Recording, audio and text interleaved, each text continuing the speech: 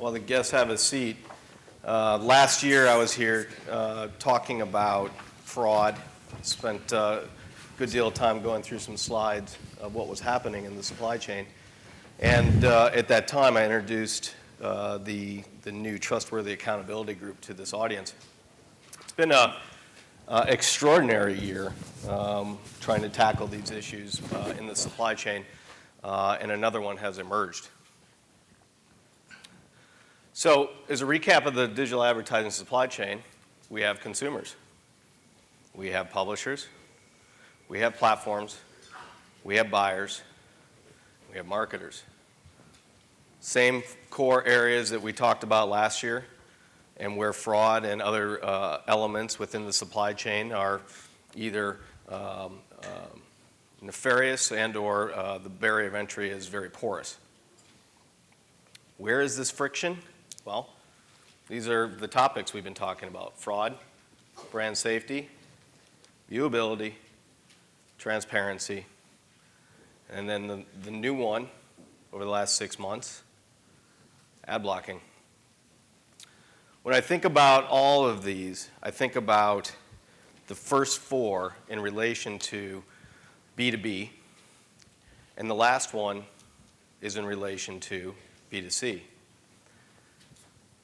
For the first time in our industry, consumers have joined this dialogue saying enough is enough. Why is that? We'll get into that a little bit, but everybody has seen this. Everything we talked about at last year's session, everything we continue to talk about is the barrier of entry into our market is too porous. Everything that we wanted to be able to do over the last year, setting it up for years to come, is about healthy friction. With fraud, we established the tag program. With viewability, we established 3MS. With other things such as brand safety, these are subjective, right? When it comes to transparency, some cases, look at this. It's mighty difficult to identify transparency in that, and that's just display. When it comes to ad blocking and consumers, if we think about our efforts to get to what is a valid impression, what is a human impression, what is a viewable impression, we've taken multiple verification signals, our own, through vendors, and layered it into the ads on the buy side and the sell side. And what we've done is we've created giant, massive, distributed tags with way too many pixels. And the consumers, they're saying, hey, our research shows that consumers are saying, hey, you're taking too long for this to load. So over the last 6 months, our research has shown, we never released our research, but we conducted this research in 2014. Our research showed that the reason why consumers install ad blockers is 1, word of mouth, 2, device performance. Okay? And what's happened in our efforts to obviously find ways to improve viewability, to improve verification of human traffic, to improve brand safety elements, we've actually, in many ways, have loaded up these ads to the point where consumers are saying enough is enough. And that's cross-device. We've added a fire hose of tech for a garden hose of bandwidth, especially on mobile and their data plans. Okay. So with that, many of you might have seen, as founder of the Tech Lab, I also authored the Lean Principles in conjunction with a number of different members. And these principles, they're principles to help guide us in our efforts moving forward to better business practices and standards. Real quick, Lean stands for light, limited file size with strict data call guidelines. Encrypted, we know that through that research, we know that overseas and domestically here in the US, consumers are concerned about their security within the advertising delivery mechanisms.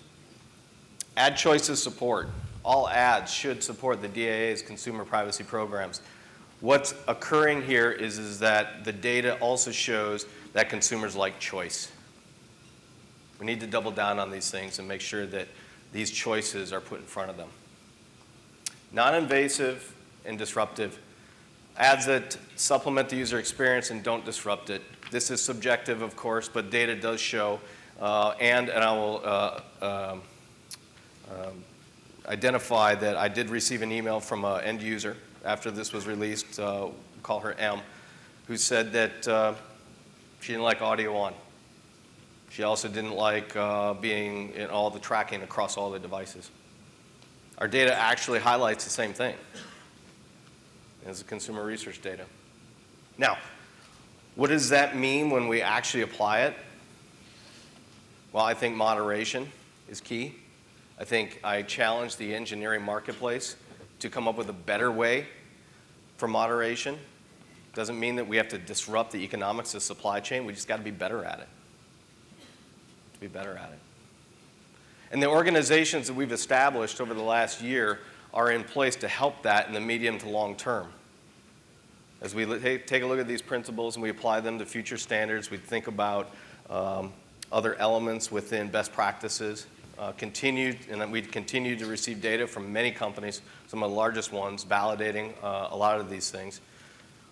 We just want to make sure that we're taking user experience and putting it first and foremost in everything we do.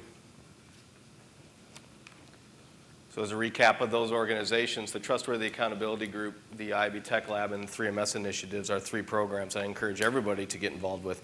The folks here on the stage are all involved in these programs. But they're also doing things within their internal operations to help improve user experience, to help improve the transparency, to help improve the viewability scenarios, to help improve the verification around non-human traffic. Okay, so with that, I want to introduce one by one each one of these individuals up here, and they have a few slide or two that they will go through, and they will talk about what they're doing in relation to some of these elements that we just discussed of friction. First up is Joe Barone from Group M. Joe? Thanks, Scott. Green button, I guess, right? Green button. Good morning. We're here, obviously, to talk about building trust in programmatic, and my particular role is to introduce the idea of viewability in programmatic. But I'd like to start a little bit more broadly, because the background of trust in programmatic is really the trust in digital overall.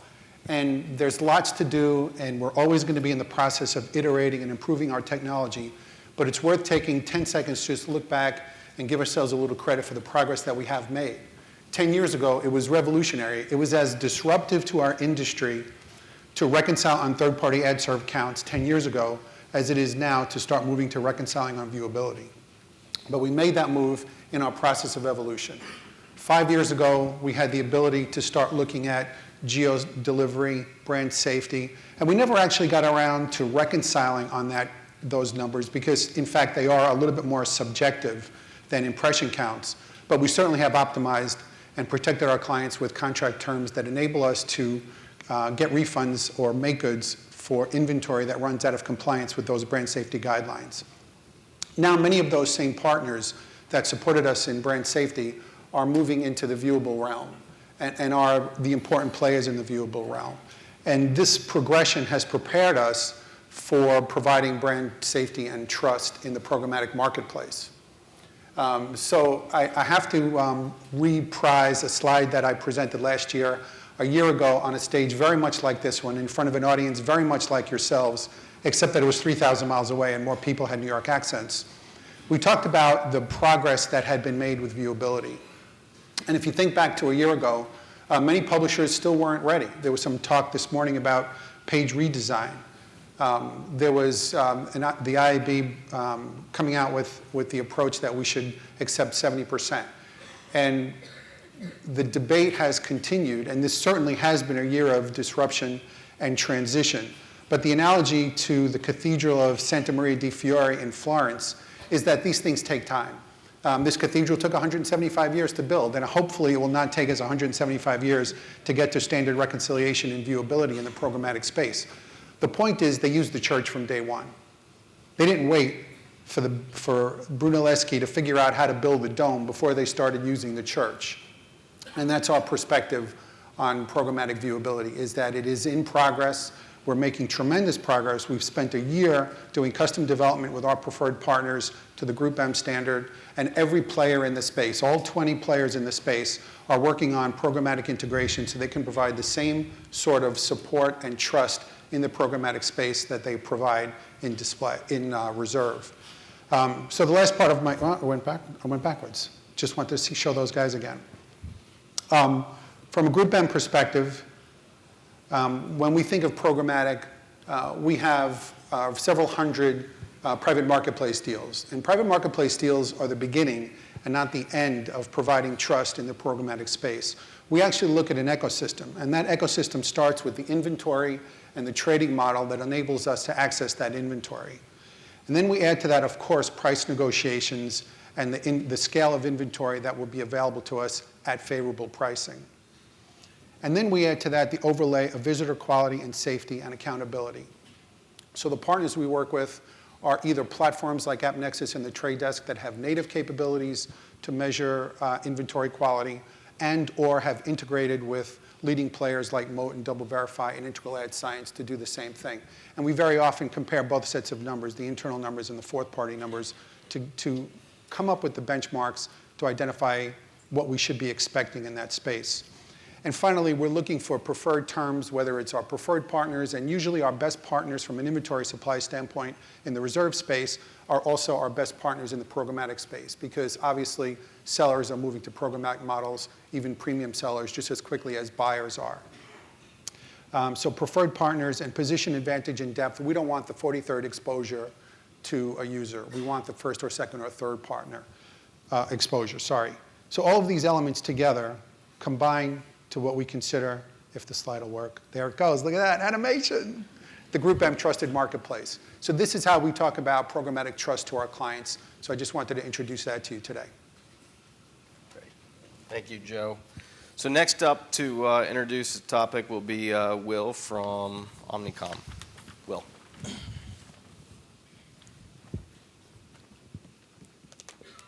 Thank you. So we have a problem. There are a lot of numbers that we have all seen and heard about viewability, ad fraud, and the likes. I did a quick little Google search, and here's the front page of my Google search. Now, these aren't just industry, magazines. It's not Ad Exchanger up here. It's Fortune and Business Insider and Ad Age, obviously, but and Bloomberg. Like, this is a thing that we are considering in the financial world as well.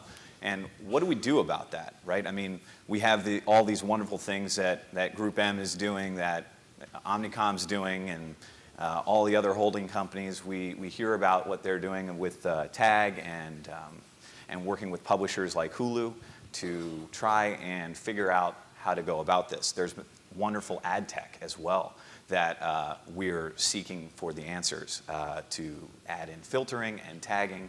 But to your point about lean, we create a whole nother problem, which is a consumer issue of latency. So what do we do about it? There's some really simple things that we can do. Create value-based KPIs. A lot of the problem here is the fact that we're still paying attention to the click. And part of the thing that we have as an issue is that everybody's been looking to create a universal answer to click-through rate or a cost per click. And the answer isn't going to be the same for everybody. So creating value-based KPIs, either brand derivative or agency derivative, can go a long way to help this problem. A simple example is a client and I were working on a project, and we were focused on driving landing page visits, right? So one of the things that we started to look at was time on site as a secondary factor. When we started to include this, the metric that we tied back was a cost per landing page view as the metric that we started to adhere to. The weird thing that we started to see was our best cost per click campaigns were actually our worst cost per landing page view. And why was that? Is because we were actually seeing in the early stages of bot traffic. This was something that eliminated a huge portion of the fraud that we were experiencing. And supporting publishers that are doing it right is the next thing. There are lots of publishers in this room. There's one on this stage. There's a purveyor of some of them as well on this stage that do it right. And one of the things that we can all do, working for ad agencies, working for ad tech companies, is spending a lot more time looking at where our ads run. Not just in a list of 20,000 domains, but actually getting onto a site and going, does this look real? Why the heck are there 7 ads below the fold? Where the hell is that sound coming from, right? Like all of those things we can all do. And then what we need to do is turn off the ones that aren't doing it. That plain and simple. If you want to solve this problem, everybody in this room, stop buying pages that buy traffic. Stop buying pages that have bottom-heavy page layouts. Plain and simple. And then improve tracking tech. One of the things that we're seeing here that is that's a real challenge is the fact that we have all these wonderful tracking groups, but there's this uncategorized page. And that can be due to site construction, that can be due to the tech emerging. But one of the things that I think, one of the reasons why I'm excited about TAG is that it's a consortium of really smart people getting together to try and figure out how to solve issues with regards to tagging, which I think will be pretty big. So these are some things that I think we can do. I think we can get started on it now. And at Omnicom, we've got a group that is dedicated to doing this, and we're starting to see some pretty great results. And I know that everybody else is moving in their own way, and hopefully we can do a little bit more knowledge share and figure out how to solve this problem. Thank you, Will. Next up is a publisher perspective from Adam at Moser at Hulu. Adam. So to start, we have to take transparency and start being transparent about what that actually means. And no pun intended there, but it means many different things to different folks. It can be audience and data, it can be inventory and environment transparency, and it can also mean fee transparencies. Where are those costs going to? And from the publisher perspective, how are we best using that information to optimize? So, I think of this in a couple different ways. Programmatic, price is built on a service, but there's a lot of variables that fluctuate that price. A dollar going in is not necessarily a dollar going out like it is on the direct side. And Scott, you shared the Lumascape. That's not just a landscape of the industry's technology. Each represents a point at which there is a cost associated where those fees are getting plucked out. Now, that's just to get from point A to point B. That doesn't take into account duplication of services that publishers may also be able to provide, verification, pre and post blocking, things of that nature. So where the issue arises is the lack of awareness in there as those fees are getting picked there, erodes some of that trust and undermines what we're trying to do in the ecosystem. So from a publisher's perspective, you think about this in a number of different ways. Transparency upfront into providers and services. And that's not to say we're going to start sharing deal terms and things like that between partnerships, of course. That's not the reality. But if we know who's involved in the process, it strengthens the value of that dollar coming in, especially on the publisher side, if we're able to optimize the buy more efficiently and reduce some of those cost redundancies that we may be able to provide with services that we employ.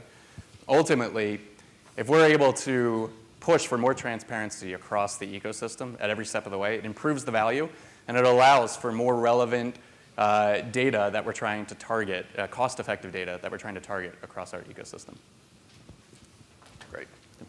Thank you, Adam. And finally, Kaylee from the Rubicon Project will give a platform perspective on TAG and other anti-fraud initiatives. Do you need this, Kaylee? I have one slide. Oh. And I managed to get up here There we go. without falling on the stage, so that's good. So at Rubicon Project, ensuring that we have a clean, well-lit exchange is really at the core of our entire business, and it's really the heart of everything that we do and that we've been doing for multiple years. We have a team of people, we have technology, we work with our DSPs and our publishers to ensure that we're protecting the ecosystem as much as we can. Quick plug, in the latest Pixelate rankings, Rubicon Project was the only company who was ranked in the top of both the mobile app and the desktop rankings. So I think you can see that what we're doing in our efforts is starting really to pay off. But we know our industry faces some really immense challenges. White Ops and an ANA study recently released said that fraud will account for $6.3 billion in 2015. So clearly, this is not a problem that we can solve by ourselves. The ecosystem and the industry needs to come together to help solve this together. So thank you to TAG. We're really excited to be working closely with them. We're a founding member of their board, and we're working with them in various ways to help solve some of these problems, particularly around non-human traffic and quality of inventory. So we're working with them in 4 ways at this point. The first is really to eliminate fraudulent traffic. For 2 years, we've invested in really analyzing the traffic that we have on the platform. We went through a lot of quality controls. We kicked off a lot of publishers, a lot of networks. We have tools and people who are analyzing every impression that comes into our platform. We use external tools such as White Ops and ThinkLA to really ensure that we have only quality premium inventory on our platform.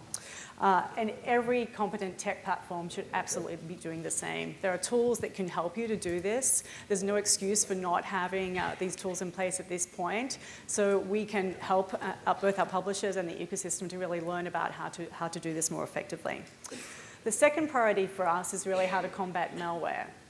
5 years ago, we bought a company called SiteScout. It was actually our second acquisition, and we've been building on our tools from that company ever since. We have a suite of tools within our platform that helps combat malware and helps to protect the ecosystem both from the buy and the sell side.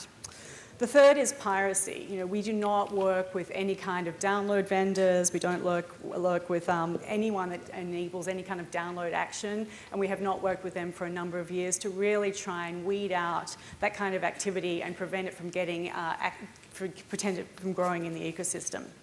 And lastly, and not leastly of all, is to promote transparency. So we're working very closely with TAG on this initiative, and we continue to hope to do that in future. We know this is a really serious problem.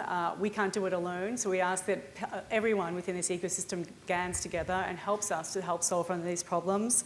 And we're really excited to help tackle and educate.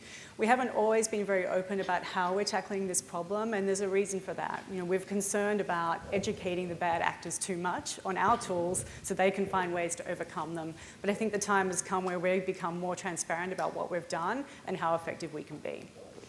Great, thank you. Please have a seat.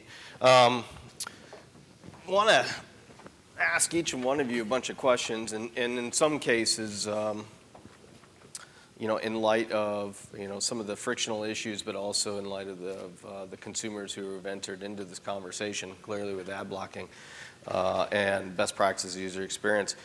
I'll start with you, Joe.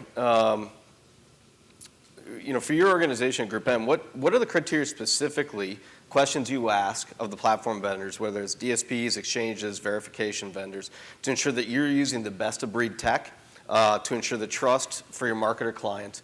And what are the new considerations that your organization is taking a look at, and also to use those technologies, but to lighten the footprint at the same time? Sure.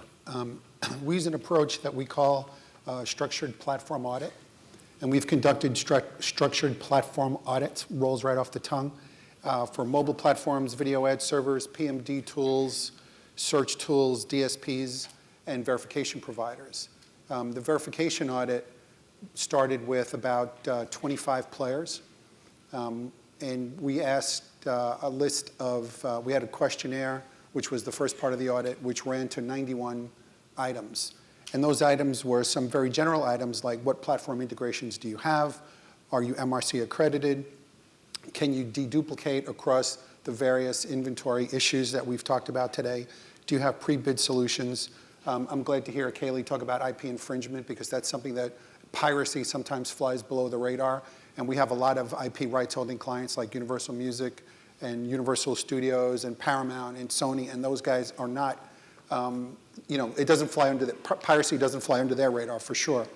And then it gets down, we really drill down into very specific issues like, can you detect ad stacking? Can you detect HTTP stream injection? Can you detect pixel stuffing?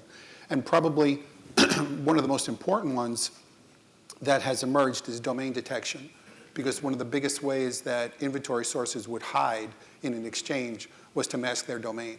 So partners of ours like AppNexus have done a great job of building domain detection tools so that when you're bidding on something that says it's Yahoo, hopefully it really is Yahoo. Let's jump down to the other side of the supply chain. Adam, coming from the publisher's perspective, if you were to guess for every dollar a marketer spends, how much ends up compensating the publisher, swag, but also what are the biggest black holes as you think about, as you peer up the supply chain, what are the biggest black holes that you in your organization is trying to peer through? Yeah, it is a bit of a black hole, from where we look at it at the publisher's point of view. The reality is, like I said, we're not looking, when we talk about transparency, we're not going to start talking about deal points between partnerships. But the more that we can start talking about who we're working with, that'll help downstream publishers work to better operationalize and better optimize those buys.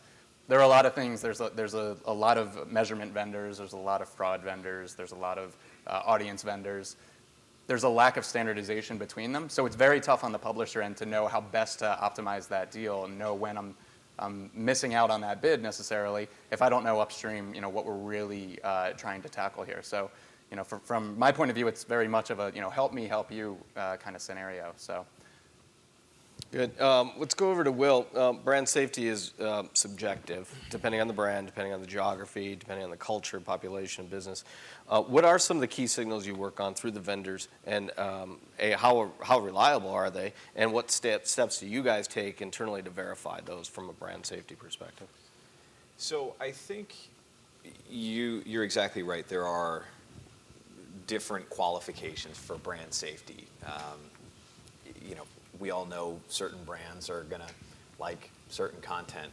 And I think from a systemic standpoint, it's not that the group that we have working on this type of initiative focusing on brand safety, inventory quality, understanding transparency, and doing their best to prevent fraud. It's really about surfacing what the inventory is, as opposed to making the determination for the specific account teams as to what they want or what they don't want. With respect to how we go about doing that, we approach it from sort of a top down and a bottom up. The first way is we try to get eyes on every single publisher domain that we run on. It's from a programmatic standpoint. It's really important that we do that so that we understand what the inventory that we're buying looks like. Secondly, we are also creating an immense amount of private marketplace deals and managing that through our own tech, which allows us then to create some a taxonomy, both using the IABs as well as our own. One of the things that I think is really important is understanding when an SSP has a bid request and seeing what the publisher states is that impression, that where it's running, the domain or the IAB category, and then actually just going back and doing a little bit of an analysis to make sure that that's actually the case, because we tend to see that where issues pop up, there's a delta between what was declared and then what was actually, what we can actually see post purchase. Okay, so that's from your vantage point. Then let me turn to Kaylee real quick then on the next question, which is, you mentioned the Trustworthy Accountability Group, Rubicon, and the rest of you are actually heavily engaged in that, which is great. What are the steps, without divulging too much, as you mentioned, but what are the steps that your internal team takes to validate sellers in this marketplace? Yeah, so we have sort of a multi-pronged approach with actual people trying to solve this problem alongside technology. So we have a team of people who actually vet every single domain on our platform on a regular basis. Before a publisher is allowed on our platform, we vet every single domain and check it is an actual site with an actual person viewing that site. So obviously a lengthy process. Our sales team is very educated on the kind of publishers that are allowed on our platform and only bring us these quality publishers that we know will make it through our process. process. We do not work with networks in any way, and we have not for 2 years, because they come with their own sort of set of issues and quality controls that we do not want to allow near the platform. So we have this team very actively viewing and making sure that the quality remains on the platform, and then if there's any issues that we see, we immediately kick them off. It's a one strike and you're out. So we have that process alongside, a suite of technology. We use WideOps, which have been a great partner of ours. We use ThinkLA, and we use some other technologies as well. And we work very closely with the DSPs to send them signals to make our algorithms smarter so that they can understand the kind of inventory that we're sending them and make smarter decisions on their end as well. So you bring up a use case that I find interesting, and using a couple of different vendors in this equation. I received an IO this morning from a publisher from the buyer who was asking for 5 different pixels to be tagged. And they also use 4 different pixels to be tagged to A/B test. That's 9 total. That contributes to the overhead of these things. Kind of a curveball, but a softball question.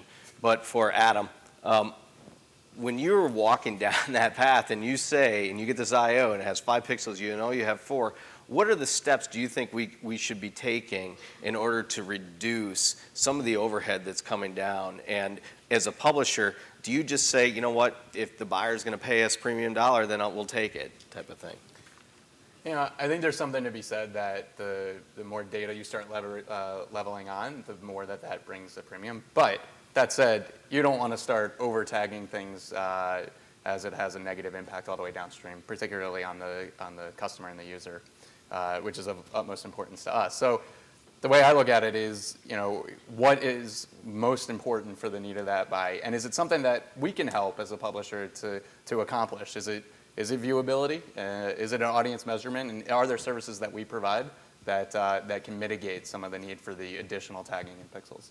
Joe, I want to ask you the same question, because obviously you're looking for transparency, whether it's viewable, which we've said, even with the lean principles, publishers only fire your ad request when it's in view. That way you're omitting a lot of the overhead on the page.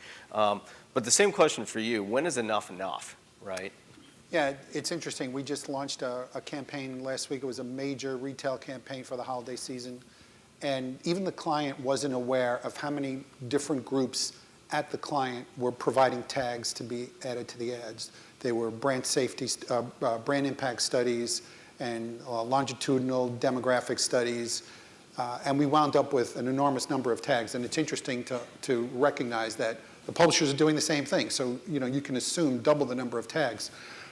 What's becoming evident is we're our own worst enemies when it comes to ad blocking. And we have a consumer user group now that is increasingly more and more educated about data usage and about the difference between 25-page opt-in agreement with Apple and what a company, and no offense to Apple, but we've all just scrolled down and find the I accept button without actually reading it, right? And those kinds of practices are what's leading to people saying, you know what, enough is enough. And it's not only just about the ads are slowing down my page. It's about what are you doing with my data? And if I want to opt out of advertising, more and more the reason people are opting out is because they don't want you to collect their data. So lean ads and appropriate behavior is incredibly important. And we have to stop equating engagement and intrusion. So I'm visualizing a dashboard, and this is for Kaylee and Will, but I'll start with Kaylee. I'm visualizing a dashboard, and I have viewability, I have anti-fraud measures, I have anti-piracy measures. And there's a joke here that in the last 6 months since ad blocking began, I've gained 12 pounds myself because I've been on the phone the whole time. Moving to lean and moving towards, I think about this when it comes to nutritional value and FDA. Is there a scoring system in our future when it comes to all these variables as we lay it out of who actually is cutting the mustard? Yeah, I think from our point of view, it's a combination of sort of analytics and packaging. So providing both sides the analytics that they need within a sort of reasonable realm, and enabling for us, the publishers, to package the inventory, the valuable inventory, to get the highest prices in the way that's necessary. So our philosophy is to provide access to those tools to enable both the analytics for both sides and the publishers to package to maximize the money that they can make on our platform. What about you, Will? You know, you're making up some of your own criteria. Not shouldn't make it up. There's standards-based criteria on viewability, but you clearly have your own criteria of what it means to be a buyer to buy trusted or use vendors from a trusted actor perspective. What does it look like inside your organization? Do you have your own scoring methodology? Do you see a industry-wide scoring methodology in the future? Well, I think part of the thing that's cool about TAG is that it's a lot of major players getting together to have these exact conversations. You know, Group M is clearly doing stuff. We're doing stuff. Presumably Publicis is doing stuff. And the other big 3 holding companies are also working on this solution. But I think one of the things that's a real challenge for me about this whole thing is that we have sort of these competing ideas and these conflating ideas that come in that make it almost intractable. We say things like we want transparency, but then we start to worry about things like working media dollars. And the problem that we have is I think if we're in this constant price pressure game, right, where we're saying, okay, how much is going to media? But great analytics allows for us to move into a discussion of efficiency or efficacy over efficiency, right? Each brand has a KPI, has a business goal, has a marketing objective that if we are aligning those goals with actual KPIs that matter, I think it goes a long way to help solving, the clickbait game. Because fundamentally, that's what it is. I mean, sure, we're getting into some CPA fraud now, and that's a little scarier, but the big issue that we're struggling with regards to bot traffic and non-human bad actors are clickbait. So how do we get beyond that? And that's a brand-by-brand, agency-by-agency thing. So yeah, I think we're going to get to a point where we're having some standards, but I think the bigger issue is as we continue to talk about cheap price, we're going to go look into the into the dark corners of the interwebs to find cheap inventory, and that's where we're going to run into the fraud issues. So, and then let me ask this from a Hulu perspective. What is, we talked about this last year in that Hulu, especially in platforms who have cheaper inventory, is essentially competing with criminals in some cases unless they stamp it out. From the user experience perspective, how is Hulu turning upstream and going straight back to the buyers and saying, because I know Hulu's been working through some of the ad blocking mechanisms, having conversations with consumers. Is that playing a part in your sales model? Are you going back upstream saying, yes, but this is a user experience scenario? So the way we approach everything at Hulu is, we're always thinking about the viewer first. So it absolutely influences our discussions throughout the company. You mentioned ad blocking. We have an approach there where we present a slate and we notify the user they have their ad blocker up, and their participation in our advertising helps keep some of that premium top tier content flowing. So for us, we try to think about it, what's the best way that we're able to achieve our advertising goals, but also starting with the viewer first. And I think, Joe, you had the right point. It's not necessarily experience, it's also how we're tracking our users. So we're very upfront. Brand safety is important to us, and we're fortunate that we are a safe and premium brand, but we want to be upfront with our users about everything that we're doing. That's great. Last year we unveiled TAG. We have 3MS. I want to thank each one of you for getting on board with these programs. They are making a big impact.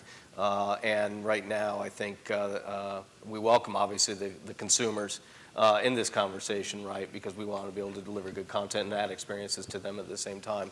So with that, please give me a hand for the panel, please.